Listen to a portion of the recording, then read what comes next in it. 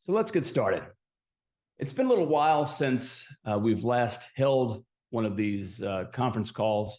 The nature of the economic environment, many of the questions, concerns that have been expressed, particularly from the retail market, have motivated us to open a forum again to answer questions and discuss not only the economic environment, but what sort of solutions can be pursued to navigate them best, right?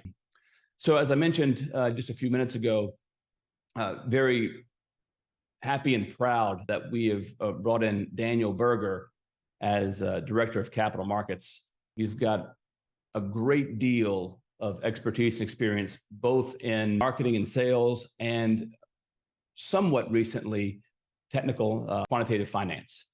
It is very difficult to find people who both understand the quantitative side, financial engineering, and can also communicate it in a palatable manner to most people. So, Daniel, it's great to be here with you. And this is, I think, a really good forum to make the introduction. Yeah, thanks for the intro. I will do my best to hold up to the expectations, but I'm sure we'll have a lot of fun. We also are planning to do this like bi-monthly update to kind of put a little bit into the current events that are constantly happening right now. Obviously, how like the capital markets for people that have good strategies, how that is moving, what's happening, how like macroeconomic events, how that they might be affecting certain strategies and so on. I think that's also going to be very, very valuable for everyone over the next couple of months, most probably, because I'm pretty sure that there will be a lot going on. Indeed. So I guess the best place to start is just a sort of a brief description of kind of where we are, right? I think there's a lot of confusion around what are we really facing, right? If you look at history, today is very similar to what we experienced 50 years ago, around 1973. There were tremendous inflationary pressures after Nixon effectively closed the gold window. And as a result, the Fed increased interest rates, just like we're seeing now, kind of. The difference being that the economy was much more stable at that time. So in the 70s, the Fed had a lot of room to work with. Their actions peaked in 1980 when Volcker, the Fed chair, increased the Fed funds rate to over 20%. This time, though, is a little bit different. The financial crisis of 2008 really forced the Fed to do everything it could to save the economy. And as a result, it created what you might call a bond bubble, right? So in other words, what happens now is that everybody who holds low yield bonds, treasuries, corporate bonds, or otherwise, when the Fed increases interest rates, like we've seen recently, all of a sudden, balance sheets start getting hurt badly. Companies become insolvent, at least on a mark-to-market basis.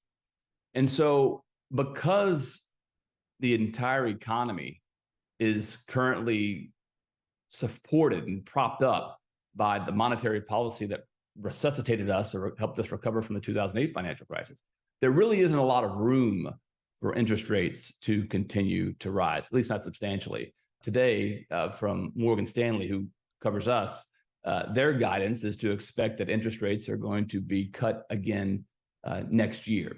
So where does that leave us? Are things going to sort of fall off the tracks? Are we looking at declining prices across the board? Are we looking at increased prices across the board?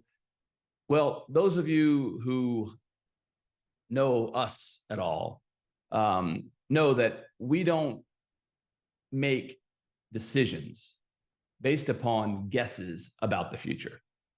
The responsible way to handle any type of environment is to say, okay, what's the worst thing that's ever happened? So we can look at 2008 in terms of a crash.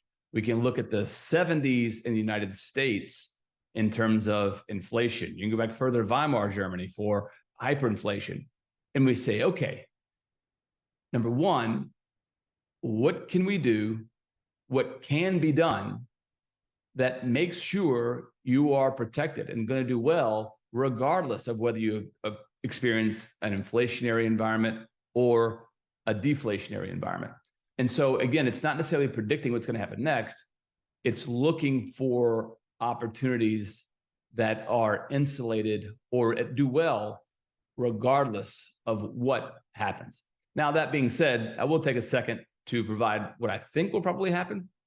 As we kind of see, inflation is starting to get arrested a little bit by the increased interest rates. But nothing can be done to put the genie back in the bottle, so to speak, meaning that the money that's been printed over the last decade, the fiscal policy of the last couple of years to offset the COVID response, that money can't really go away. The mechanism by which it going away would be a substantial increase in interest rates, and that just, like we talked about, really can't happen. So we'll probably see some period of deflation. Don't know how long it's going to be. Nobody does. And then probably a return to substantial inflation. But anyway, what I think or what I guess about the future really is kind of moot. The issue at hand is, given the worst scenario in any direction, what can be done to optimally position yourself? I mentioned that Daniel has recently come on board as our Director of Capital Markets. For those of you who aren't familiar with us, our firm is Adagio Group. We're a quantitative alternative asset management firm and boutique investment bank. Our role in the market is, on the buy side, to find asset managers, strategies that generate objectively better performance than what's otherwise available. What does that mean? It means that when you look across a minimum of one complete market cycle and you account for all four statistical moments of risk, how good are you? So you're measuring expected return, which of course is geometric mean. What you'll tend to find is that most people think that public markets, public equities, are the best place to be. There's a lot of cultural influence there. The heightened regulation around public assets supports that sort of belief. But when you run the numbers on these things, you'll find that public markets are so efficient that there really isn't much, if any, opportunity to do well at all. And the opportunity to generate strong investment performance lies in the exceedingly rare but existent arbitrage opportunities that are unique to private markets, that are run with institutional standards. So that's us on the buy side, finding those alternative asset managers who can generate objectively better performance. Then we take those strategies, we package them into investment products, and then we distribute them to allocators such as fund of funds, endowments, a little bit in the family office space, and other institutional allocators. So that's, in a nutshell, who we are and what we do. You'll see here a reference to the Adagio Institute for Quantitative Asset Management. So we're in the process of establishing an academic institute at LSU to further research and application of quantitative finance, quantitative asset management, and its application across asset classes, private markets, public markets, to sort of tear down the heuristics that govern the industry and to drive a more meritocratic approach. Talked a little bit about the current economic condition, emphasizing the point that you really can't predict what's going to happen, and the responsible way forward is to look back historically, determine, all right, what can happen? What's the worst we can see in any direction, and then plan for it. So the simplest investment strategy is to buy something, right? Like, oh, I'm a real estate asset manager. I'm going to buy a piece of real estate. Oh, I'm going to go buy a stock, a long position, or whatever, right? Well, that's what everybody does. And because of that, you'll find that generally a very simple, straightforward acquisition strategy very seldom generates the performance on a risk-adjusted basis that is objectively good. And so this is where the complication comes in, the financial engineering. And so this discussion today is not intended to be a dissertation on quantitative finance, but I will say that the opportunity to generate exceptional performance comes from designing not only the strategy, but the capital structure, utilizing options, debt versus equity, hybrids, and whatnot, that allow an asset manager to tease out or pull the wheat from the chaff, so to speak, to disregard the bad stuff in favor of the good stuff. For example, I'll use real estate as a very simple example. Right now, if you're a real estate investor, you probably want to go buy properties. And if you do that, you're buying things in the most severely cap rate compressed environment that you're going to find. So how do you mitigate that if you want to live in real estate? Well, what you might do is, looking back historically, what's the highest historical cap rate that the comps to your subject property have ever experienced? That highest historical cap rate tells you the effective bottom and where your risk-free basis should be.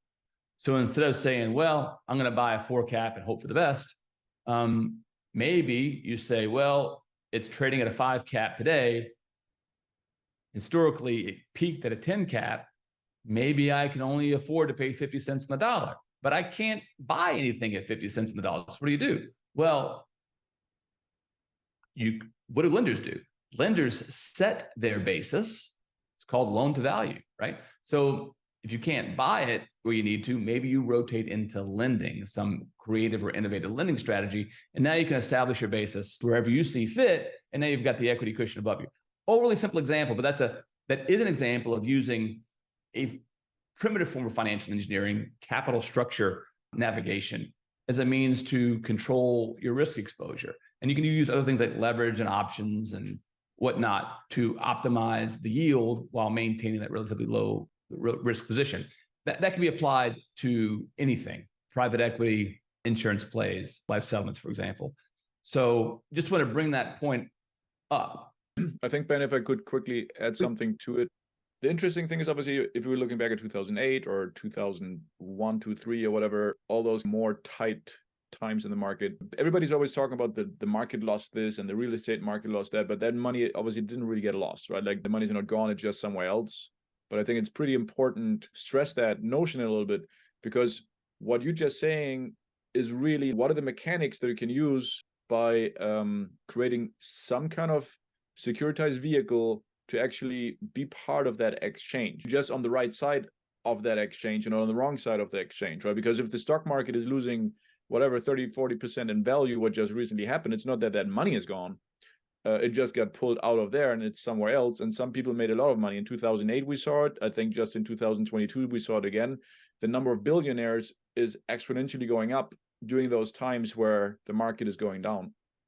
So then how you capture that is obviously by financial engineering and putting that into a legal form that you can actually utilize it. And that's a fair statement. And I think there's a metric or a chart that alludes to that in a minute, right?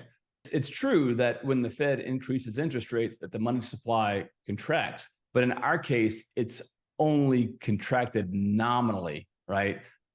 There's as much money now circulating as ever, despite the sentiment in the market. And like Daniel's talking about, you just have to be in a position to capture it, either inspire the confidence and be in a position in the economy that sees you as a trusted sort of safe haven, if not opportunity, amongst uncertain times. So yeah, I think that's a really good point. Yeah, and also like this whole notion of, you mentioned that a lot in the past, right? But like smart money and dumb money. So, which dumb money is basically conventional wisdom, right? And which is predictable for the smart money, right? So I mean, one of the big things is you're not going to be on the right side of the equation if you're doing what everybody else is doing, right? So, yeah.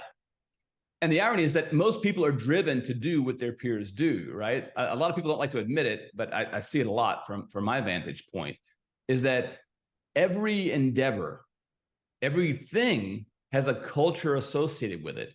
And most people would prefer to conform to what the other people in their group are doing rather than march to the beat of their own drum even if they know that their drum is beating a better beat, right? So the first step is financial engineering, developing the strategy that enables you or an asset manager or an investment manager to generate objectively good performance. Then once that's done, then how do you compliantly get other people or afford other people access to it? Well, that's the business of securitization. And so I'll speak to this briefly. What most people do is they'll have a strategy, they'll live in an asset class, and then I'm a hedge fund guy. They'll go to their local securities attorney, they'll tell the securities attorney they're a hedge fund manager, and the hedge fund and the counsel will spit out a template 2 and 20 fund and then run with it, right? Here you go. Change maybe some risk disclosures, maybe depending upon the nuance of the strategy, but primarily it's a template document. If it's real estate, it's going to be a catch-up, a pref with a catch-up and a waterfall. The structure of the investment vehicle is typically very standardized to template that's a function of an asset class. So just like thought and initiative needs to go into designing a strategy that's competitive, independently minded thought, right? Independently minded thought needs to go into designing a competitive investment vehicle. So it's not good enough to just pull a template off the shelf, not if you want to compete in the capital markets. Now, I should say this is really important.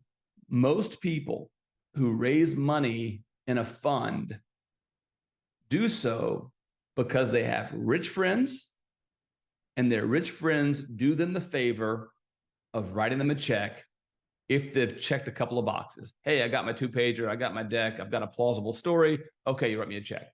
But what we see, most of our buy-side clients come to us because they've tapped out friends and family. They can't call those favor cards. There are no more favor cards to call, right? So what we're talking about is difficult. It's more difficult than the typical, mom and pop approach to fund management, but it is the only method of competing in the capital markets for investment dollars. Because if you're trying to raise money for your thing, managing a fund or otherwise, right? People don't just have the choice of investing in another private fund or another real estate deal or another hedge fund or another private equity fund. They can choose anything. You're competing with everything from treasuries to Apple stock to wine collections, right? So that's critically important to keep in mind. What we're talking about here is how to design and issue objectively better investment vehicles and products. And like I mentioned, step 1, it starts with the strategy, but step 2 is creating the instrument, the vehicle, the investment that meets capital market demand and that is responsibly designed. For example, lockup. If you're running a private fund, what should the lockup be for the private fund? If you talk to most asset managers, they'll design the lockup to be whatever they think the capital markets will tolerate or what somebody else did, right? The responsible way to design the lockup is that when you design the strategy, you've done it by measuring the risk-adjusted performance characteristics and optimizing those. You know what your maximum drawdown duration is. In other words, you should know how long will it take under the worst case scenario to achieve the expected return. This is a measurable period of time. That is the duration of a responsibly designed lockup period, right? Now, when you issue growth instruments, equity, or fixed income, debt, how should that look? What should the dividend be if you're issuing a fixed income instrument? Again, not arbitrary. You've got to know your expected return. You've got to know your drawdown duration. And you need to know what level of reserves, what kind of volatility buffer, what kind of insurance wrapper do I need to have in place to make sure that that fixed income gets paid come hell or high water? Because people don't buy fixed income because they're gambling, right? Fixed income is inherently, at least supposed to be, the lowest risk investment you can buy. When people buy a fixed income instrument, they're buying it because they're living off of that income. They're retired at 65, they've got a few $1 million in the bank, and they need that monthly or quarterly check every month so they can eat, right? There's no room for just guessing. So when you understand what the risk characteristics of your strategy are, when you've optimized the design of your strategy to maximize your returns and minimize your risk and minimize your maximum drawdown duration. You know what these numbers are, and then you design the investment vehicle accordingly. Fixed income versus debt, the lockup now, so that, again, when people are giving you their money, they're doing so because they know that you are an objectively better investment than everything else. And the same risk-adjusted performance measures that you use to optimize your strategy are the same ones that anybody can use to compare any investment, from a stamp collection to a hedge fund, to compare in apples to apples terms. How good is this investment? And if you are not substantially better than everything else, then you won't be able to compete in the capital markets, and you probably shouldn't be able to. So that's number two. And then number three is distribution. So if you're raising money for a vehicle, like we just talked about designing in step two, then the distribution becomes a lot easier, because now you don't have to rely on storytelling. Of course, storytelling is what affects sales better than anything else, because of the nature of human psychology. But when you've done the work of designing a better strategy and design the investment vehicle to wrap it, then the distribution becomes more so just a matter of a Pepsi challenge. Here's our thing. How's it compare to what you have access to? And then if you've done your job properly, you're going to be objectively better, and the whole distribution process becomes a lot simpler. Of course, there are different regulatory considerations depending upon the distribution channel. We could talk about those things when appropriate, but anyway, that's the gist, right? And so, what is the culmination of all of this? What does this look like? Well, everybody from Tony Robbins to now Jordan Belfort has written a book on investing. And what do they all tell the public to do? Index. It means just buy a collection of stocks that are used as a benchmark to sort of indicate the health of the market. As most people know, the most popular index is the S&P 500. That's what most people rely on. It's really kind of the de facto opportunity cost that people look to. And so if you look at the expected return of the S&P 500 as measured since November 1999, it's 6.81%. Treasuries are currently yielding like 4.5%. So you're talking about 2% greater than the effective risk-free rate. Not really risk-free. We can talk about that another time. But what really stands out here is that nobody in financial services, like nobody, understands what risk is. I dare you, go ask anybody in finance, what is risk? They'll give you the broke trout look. They don't know. They'll talk around it. They'll talk about variables that contribute to risk. Risk is the probability of loss weighted by the expected degree of that loss. It's the premise that governs the profitability of every casino you've ever seen. It obviously works. The reason that it's not a more prevalent idea in the domain of finance and investing is because the math required to measure that in the infinitely variant system that is markets is much more complicated than it is in the ludic dynamic of a casino. But that math has been developed as recently as 2014. So you can measure the probability of loss weighted by the expected degree of that loss for any investment.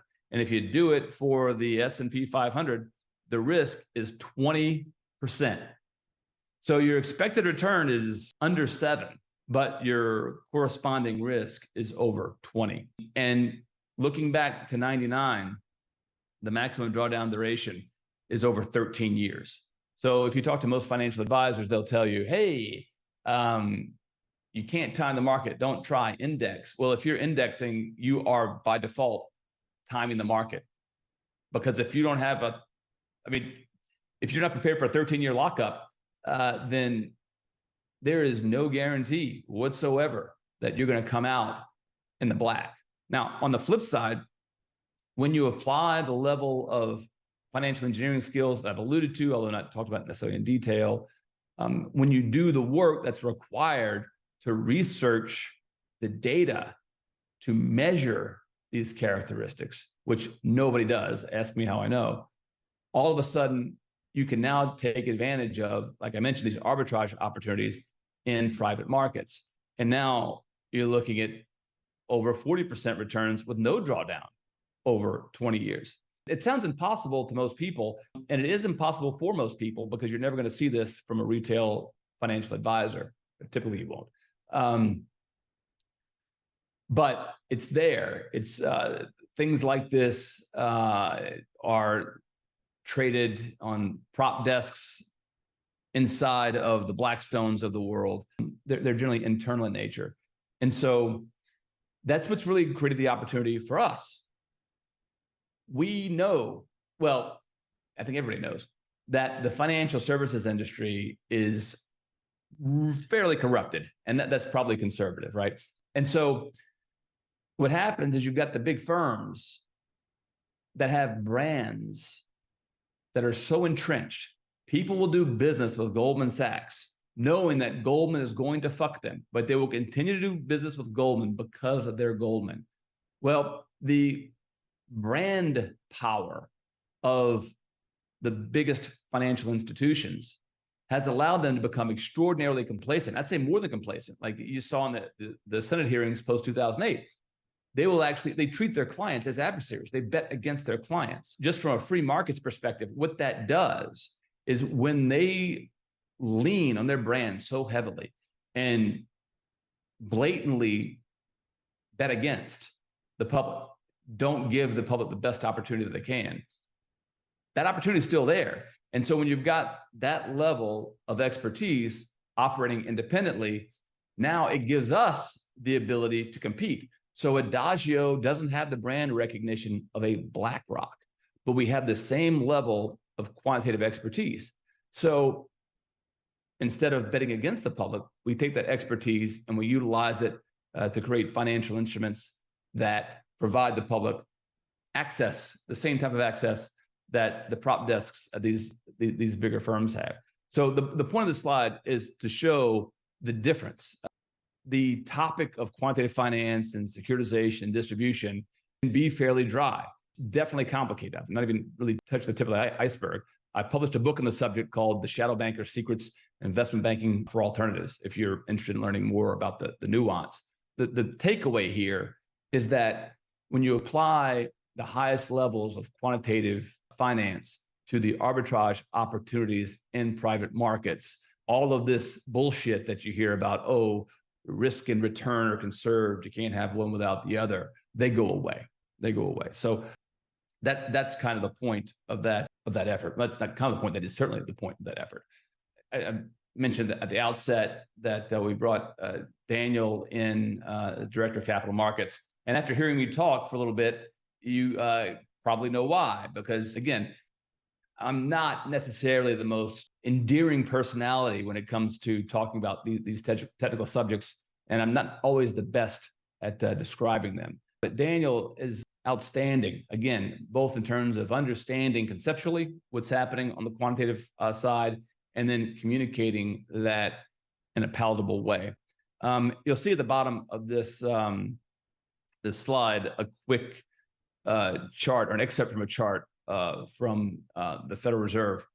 And it highlights what I mentioned earlier about, although consumer sentiment feels negative, right? The economic outlook looks a little bit, feels a little bit glum. And it might be. The facts are the facts. And the facts are that there are over $40 trillion in currency in circulation. Slightly less than a year ago, but more than 2 years ago. So there is effectively an infinite amount of money sloshing around in the economy. It's just when people are fearful, they tend to be more prudent and conservative in how they deploy it. So if you have and can the ability to provide extraordinarily or relatively low risk, relatively high yield investments, then that money, with a little bit of strategic distribution, can relatively easily be guided into your assets under management.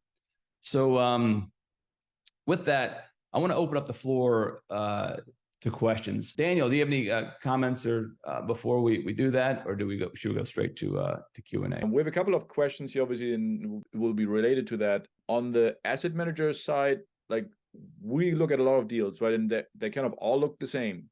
Then at the same time, you're kind of confused why people look at your deals, and maybe 2-3 years ago there would be some people that would invest because everything looked beautiful and everything was going up. Right now, not everybody knows that not everything is going up, right?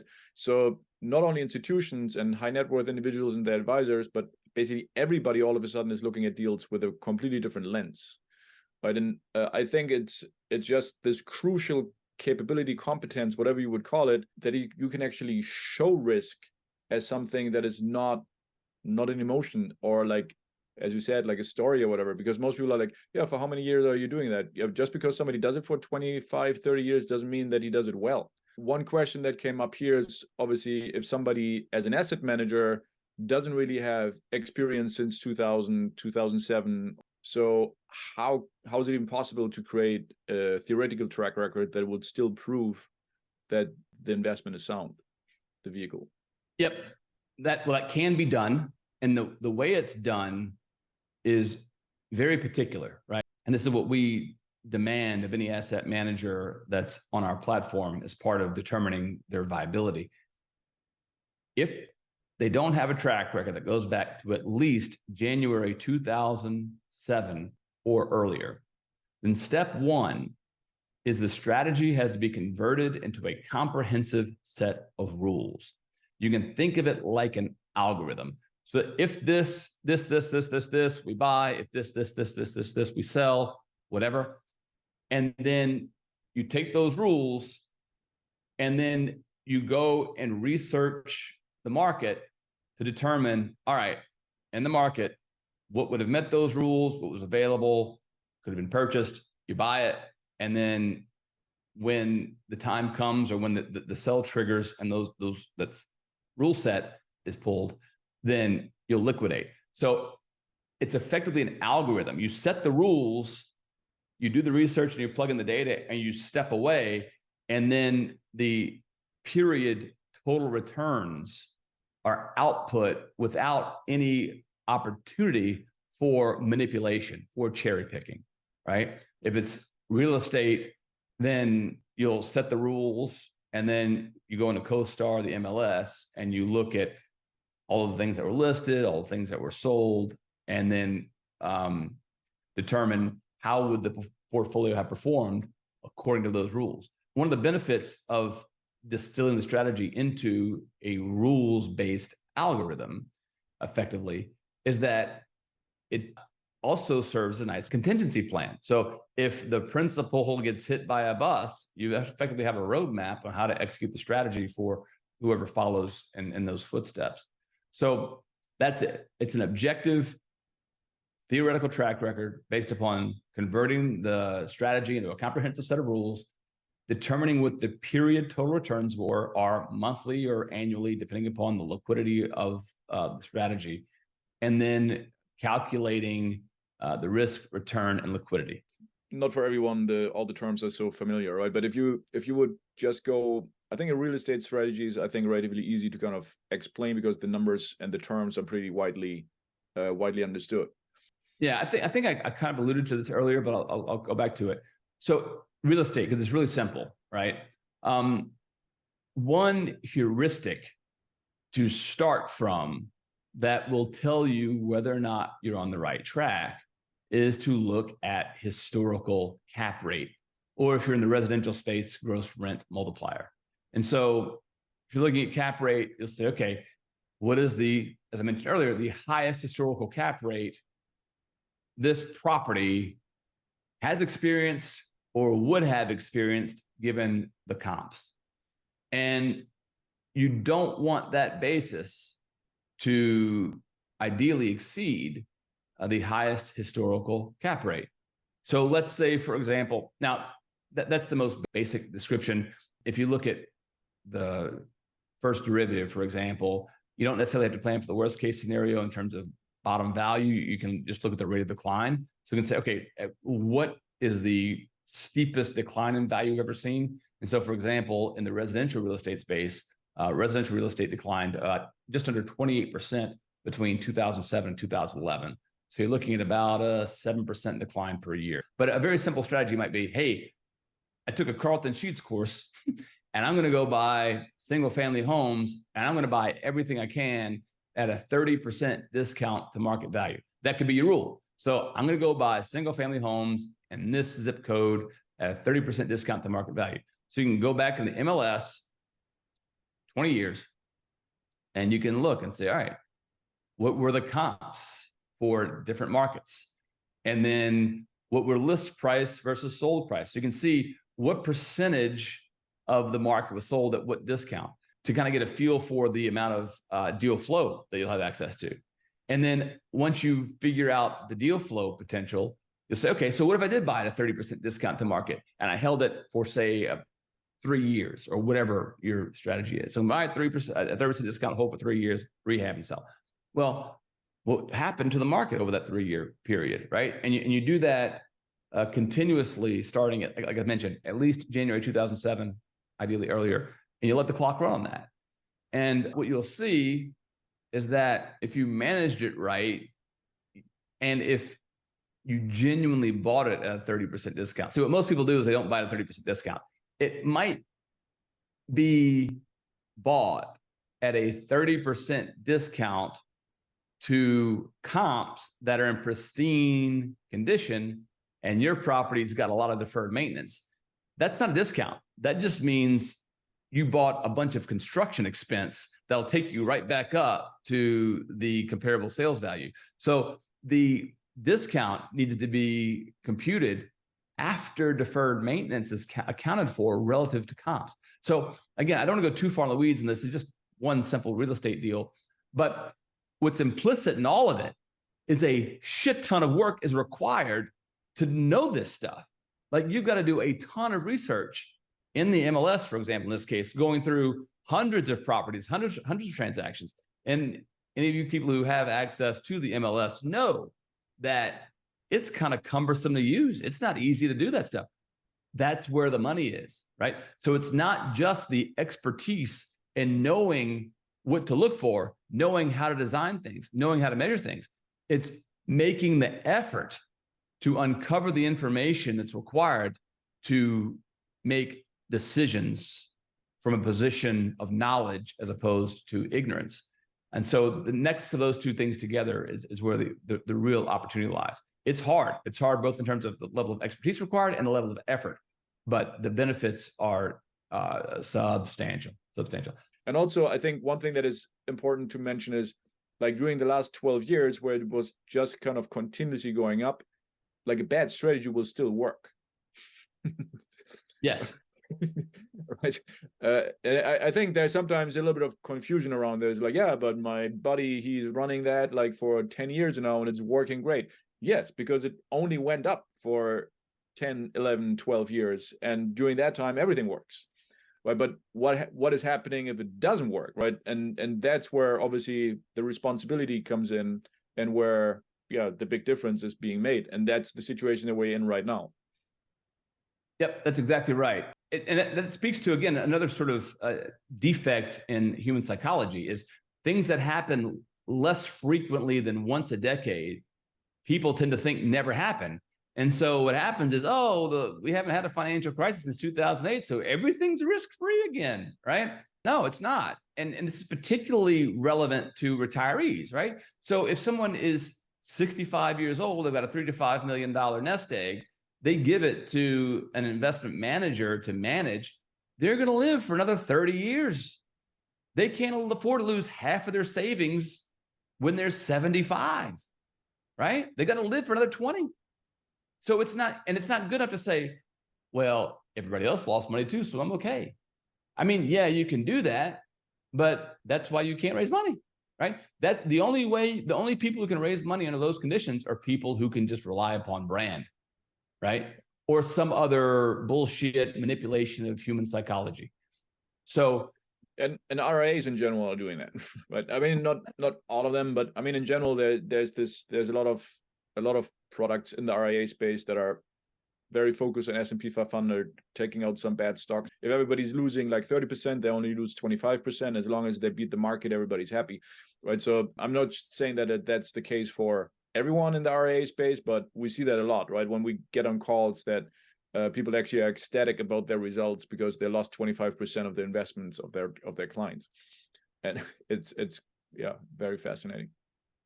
And that's where the opportunity lies, right? So if you're willing to make the effort, that's all it is. If you're willing to make the effort, the opportunity to do better is effectively endless. Yeah, and we have a couple of questions here that are a little bit along the lines of if you, for example, have like a product that is mainly based on residential rental revenue, if like that's interesting in general as an investment vehicle. I think the short answer is, in general, we're looking at strategies. We're not looking at assets as itself. Like an ABL strategy might be a better setup when the market is tanking than still kind of just hoping that you buy cheap, right? So, and the one thing is a real strategy where you say, okay, how can we actually leverage the situation that lots of people are upside down on their properties and make money with it in a safe way? That would obviously be a very, very interesting strategy, while betting on someone who says, okay, we're buying cheaper than anyone else is probably not the best strategy. It could be, but it's kind of also, again, what everybody's trying to do at that moment. Yep. And I think that the question also speaks to the nature of what we do, right? So again, to be clear, we don't buy deals. We are constantly looking to recruit asset managers who have strategies that generate objectively better performance. And it's not like better performance today. It's better performance as measured across all phases of the market. So we're not looking for people like, oh, I've got a good strategy for the next 6 months. I think it's going to work for. No, we don't try to predict. We don't predict the future. We don't try. That's a charlatan's game. To what extent is your strategy robust, if not anti-fragile, across all phases of the market? And then the asset managers who are competitive on a risk-adjusted performance basis, those are the ones that we capitalize. Those are the ones that we capitalize. So here was a question about like the before and after, if people are working with us.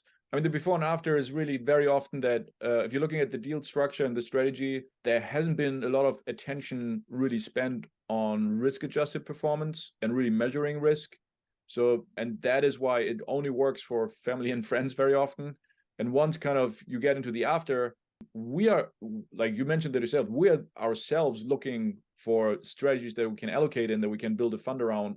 So the before and after is basically from someone who can raise money through family and friends relatively easy because they trust you and like you, right? All of a sudden you become institutional grade investment vehicle, and you can not only get money from institutions like Adagio, but there will be others standing in line to allocate into vehicles of that quality. Yep.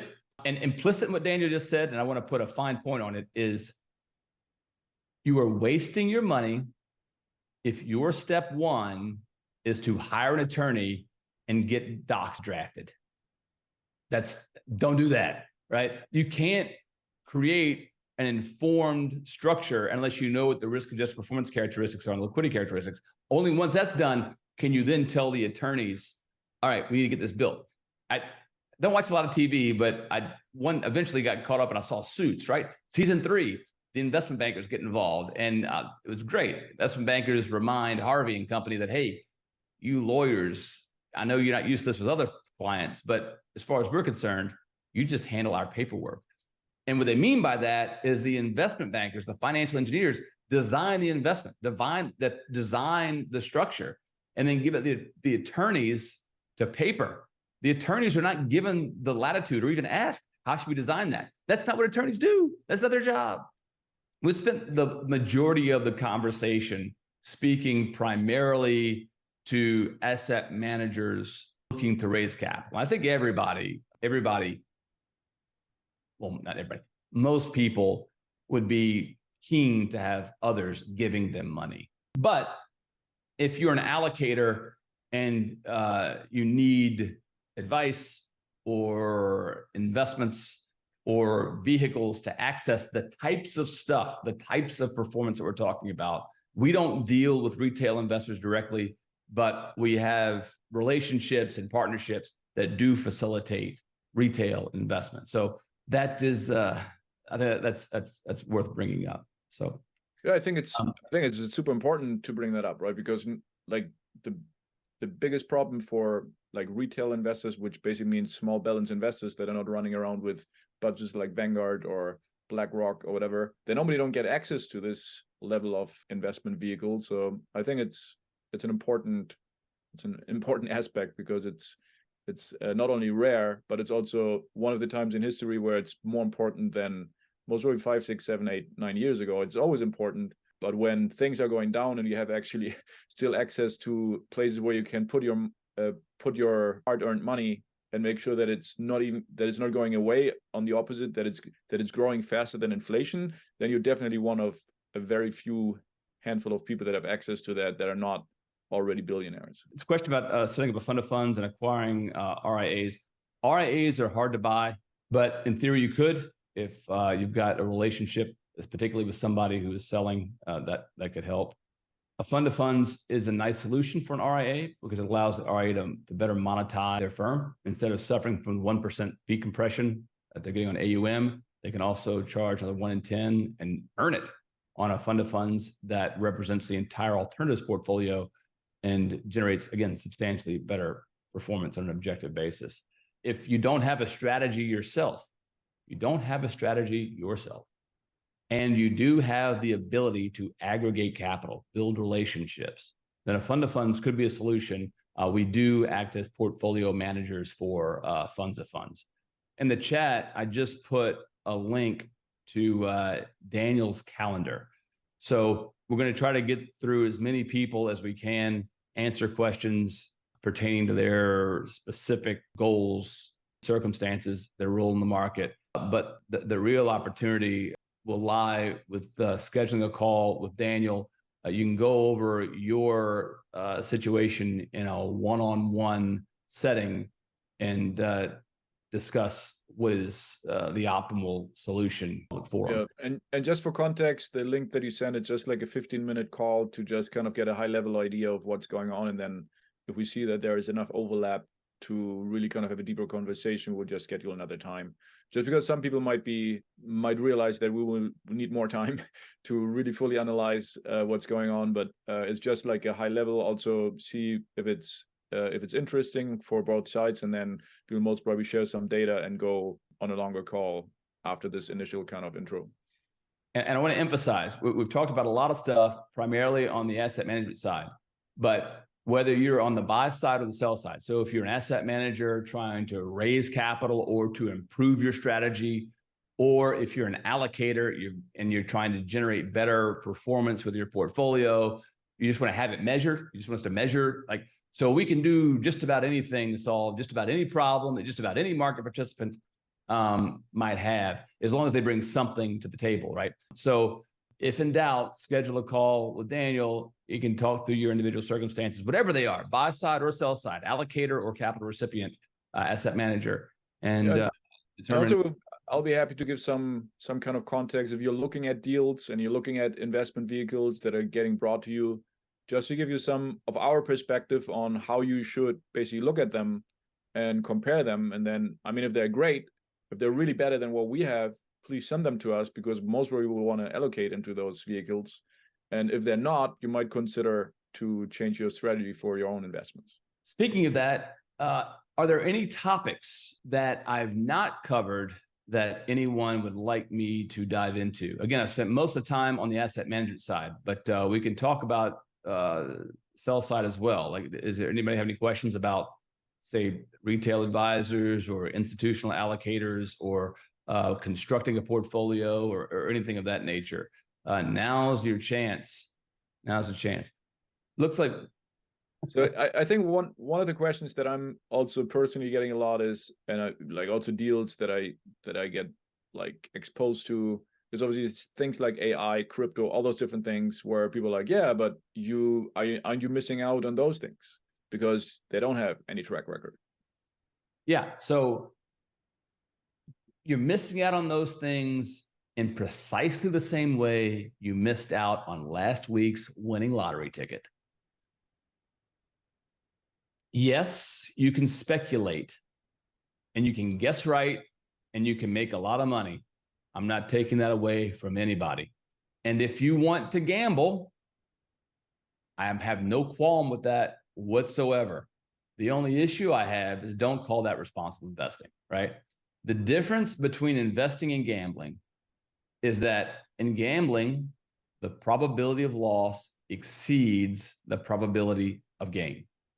With investing, the probability of gain should greatly exceed the probability of loss.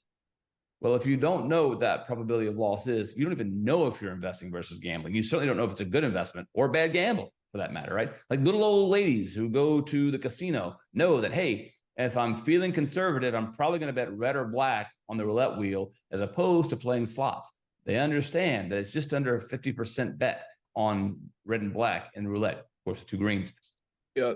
I think one thing that also is important to understand is like, then people come and say like, yeah, but why is A16Z, Z, whatever, why are they kind of pouring money into AI and crypto and all those different things? Like, first of all, they're pouring other people's money into it. And they themselves actually the managers of the fund, and they get paid even if the money is gone.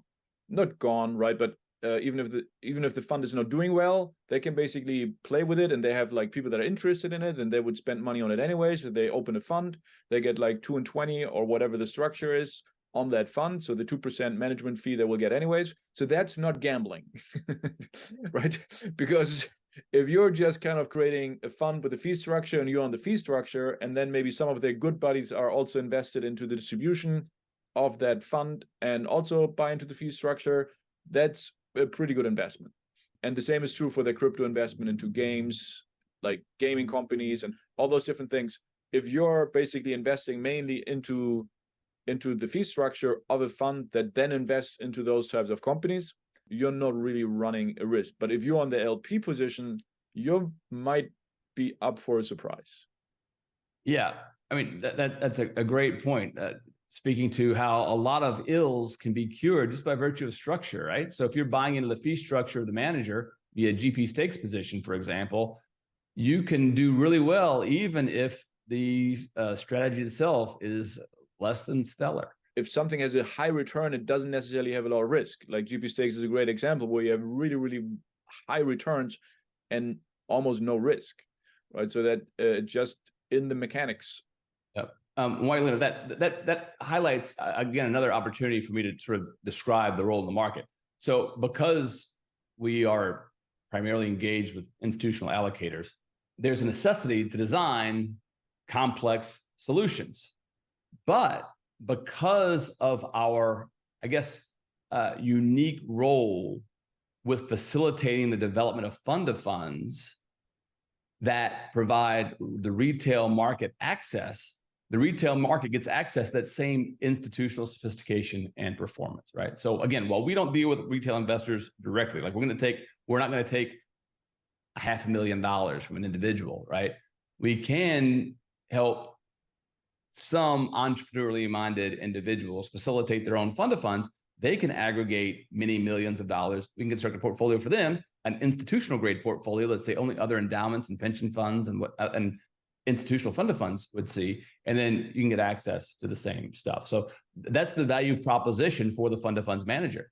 You're providing the retail market access to institutional grade financial products that they can't get anywhere else, right? So if you could just buy an index in some asset class, we'd do it and we'd tell everybody else to as well.